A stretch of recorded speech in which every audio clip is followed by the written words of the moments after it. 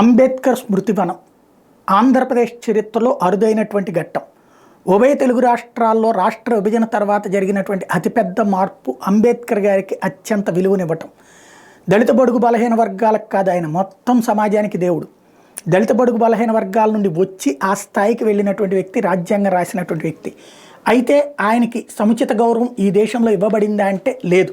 రాష్ట్ర విభజన తర్వాత మాత్రం పోటీలు పడి అక్కడ కేసీఆర్ సర్కార్, ఇక్కడ చంద్రబాబు సర్కార్ ఉన్నప్పుడు పట్టించుకోలేదు. కానీ జగన్మోహన్ రెడ్డి సర్కార్ బాబు మీద కోపంతోనైనా సరే ఒక అద్భుతమైనటువంటి పని చేసింది. అదేంటయ్యా అంటే అంబేద్కర్ విగ్రహం ఏదైతే విజయవాడ అంటే టోటల్ ఆంధ్రప్రదేశ్ నడి బొడ్డున అంబేద్కర్ విగ్రహం ఏదైతే పీడబ్ల్యూడి గ్రౌండ్స్, దాన్ని స్వరాజ్ మైదాన్ అంటే పీడబ్ల్యూడి గ్రౌండ్స్, అది ఆ గ్రౌండ్స్లో చైనా కంపెనీకి షాపింగ్ మాల్ కోసమని చంద్రబాబు నాయుడు ఇస్తే దాన్ని క్యాన్సిల్ చేసినటువంటి జగన్మోహన్ రెడ్డి తాను వచ్చిన తర్వాత అక్కడ అంబేద్కర్ స్మృతివనం ప్రకటించారు.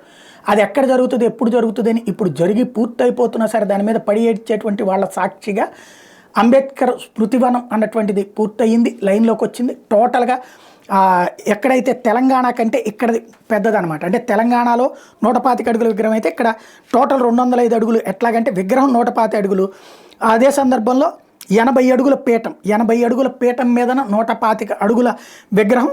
దీనికి మొత్తం 205 అడుగుల ఎత్తున విగ్రహం. విజయవాడలోకి ఎట్నుంచి అడుగు పెడుతున్నా సరే ప్రత్యక్షంగా కనబడతా ఉన్నది విగ్రహం అందరికీ కూడా.